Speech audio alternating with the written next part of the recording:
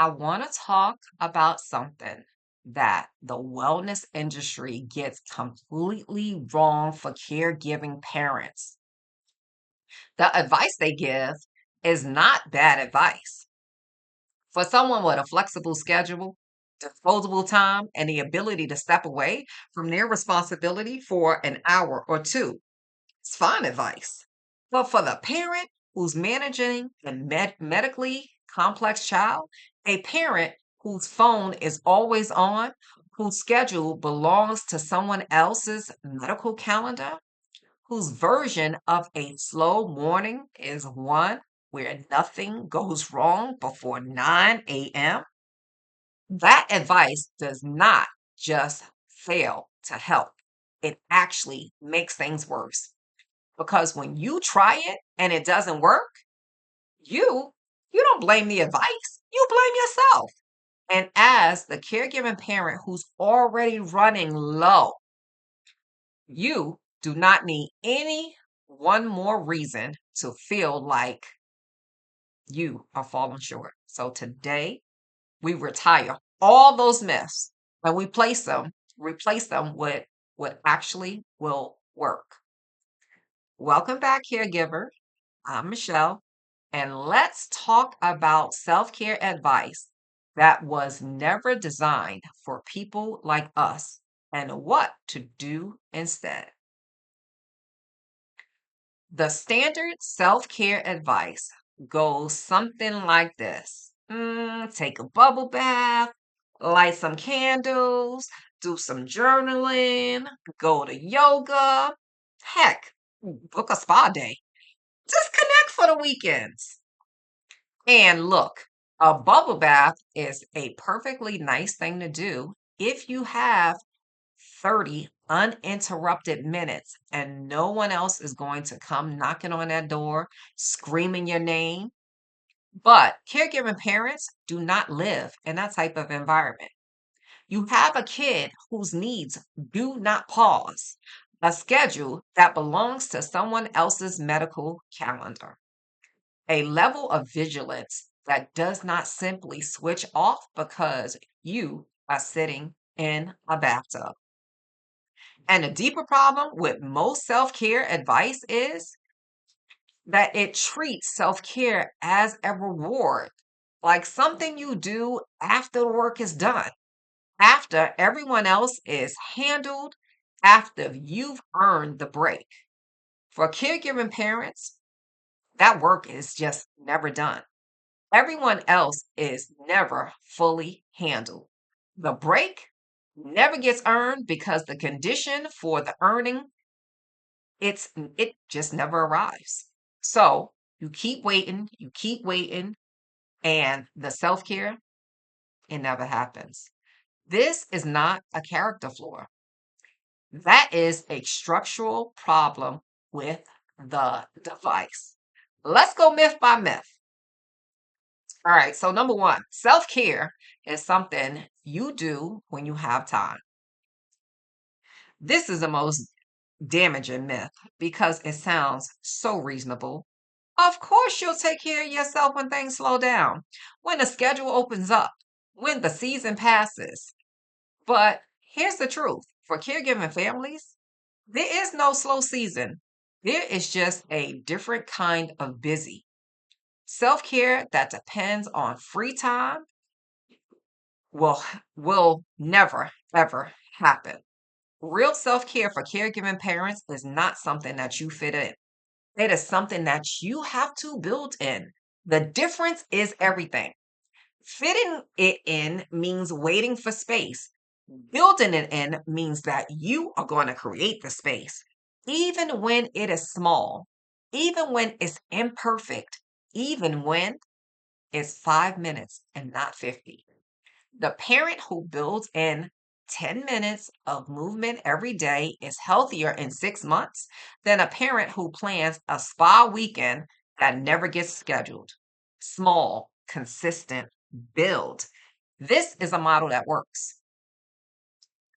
Myth number two, self care means doing less.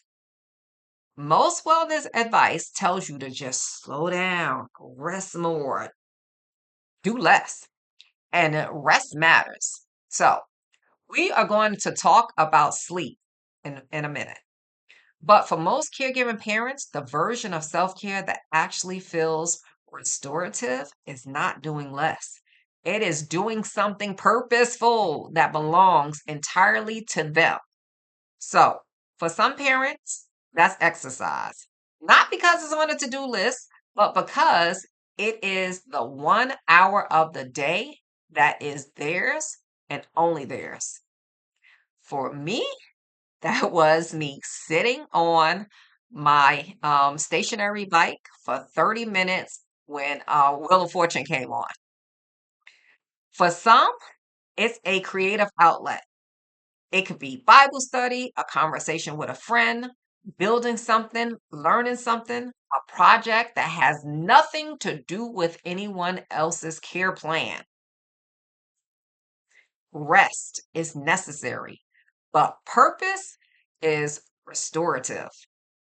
The goal is not to empty your schedule. The goal is to make sure that something on your schedule exists for you, not as a reward, not as a leftover, a standing appointment with the same protection that you give your child's most important visits. All right, so myth three. This one sounds like good advice. And in theory, it is. If you need help, you should just ask for it. But caregiving parents know the reality of asking for help. Most people in your life, however loving and well meaning, do not know how to help in specific ways that you actually need. They offer to pray for you, they drop off a meal once, they said, "Let me know if you need anything," and they genuinely mean it. But let me know puts the work back on you. And you are too tired to figure out what to ask for, explain what you need, and coordinate the logistics of someone else helping. The better approach is not asking for help broadly. It's creating specific assignable tasks for specific people who have already said that they want to show up. Could you sit with Justin for an hour or two on Saturday afternoon so I can get to my own appointment? This is not a burden. This is just specific, time limit, completable request that gives someone who loves you an actual way to show up. Specificity is not demanding. It is efficient. And efficient ask is the one that actually gets answered. Sleep is the first thing you can cut. The caregiving culture quietly celebrates the parent who runs on 4 hours of sleep like deprivation is evidence of dedication. It's not.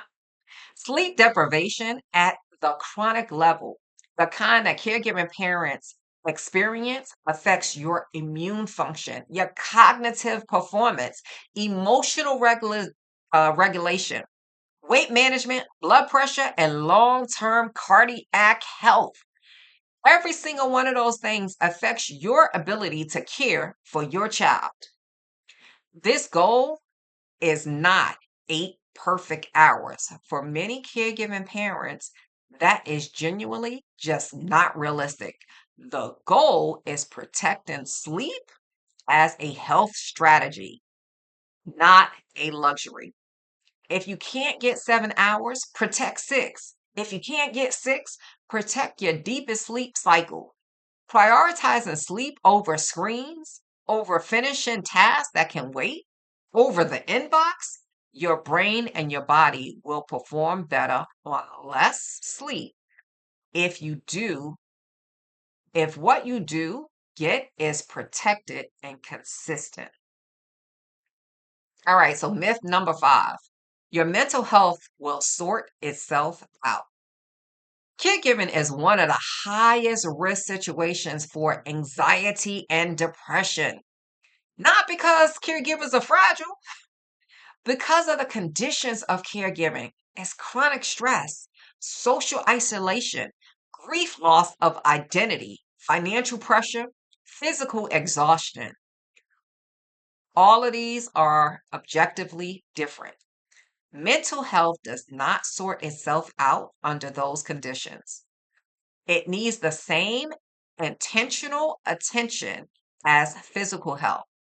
Well, that might look like therapy, a support group for caregiving parents in person or maybe online, a faith community that genuinely holds space for real struggles, a regular conversation with one person who knows what your life actually looks like and checks in with you without you having to ask. Reaching out for mental health support is not weakness. Baby, it's a health boss move because you cannot think clearly, advocate effectively, or show up when your mentally and emotional reserves are running on zero. Get support, not because things have gotten bad enough for you to require it, but because you deserve it regardless. All right, number 6. Self-care is selfish. This is the one underneath all the others. The belief, sometimes conscious, sometimes not, that prioritizing yourself takes something away from your child. Well, it does not. A caregiver who is physically healthy advocates more effectively. A caregiver who is mentally supported makes better decisions. A caregiver who has something in their life that belongs to them has something to pour from. Self care is not the opposite of caregiving. It is what makes caregiving sustainable, and sustainable caregivers is what your child needs, not a sprint that burns out, but a marathon that keeps on going. So, if any, if those are the myths, here is what actually works for caregiving parents. Small over grand.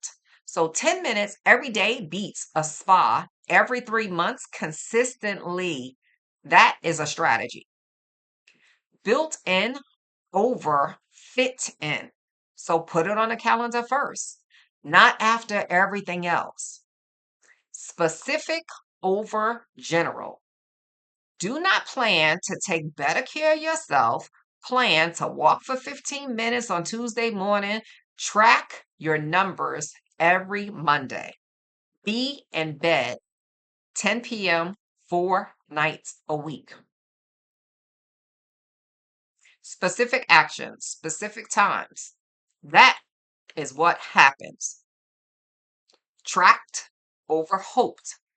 What you track, what you manage, your health numbers, your sleep, your movement, your stress patterns tracked in a system, improved.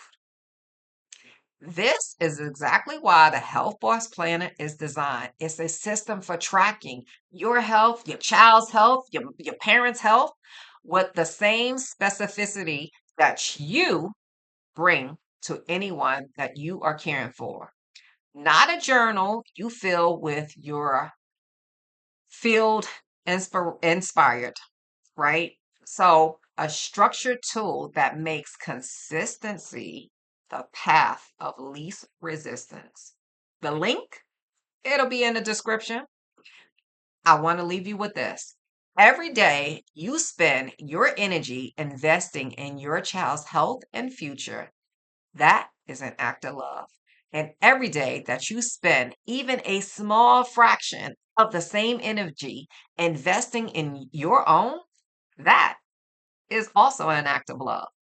So, for your child, for your family, for the version of you that is going to still be standing 5 years, 10 years, and if you're like me, more than 20 years from now, you want to be present, you want to be healthy, and still becoming. The myths that I told you that you had to choose between caring, um, the The myths, let me say that better. The myths that told you that you had to choose between caring for others and caring for yourself. The truth is that when you take care of yourself, everyone in your care, they all benefit. This is the health boss truth. And you have always known it. You just needed someone to say it out loud. Drop a comment. Which myth hits you the hardest? Which one have you been believing that you are ready just to let go of? Tell me below. Share with a caregiver who needed to hear every single word of this. Subscribe, and I will see you in the next one. Until next time.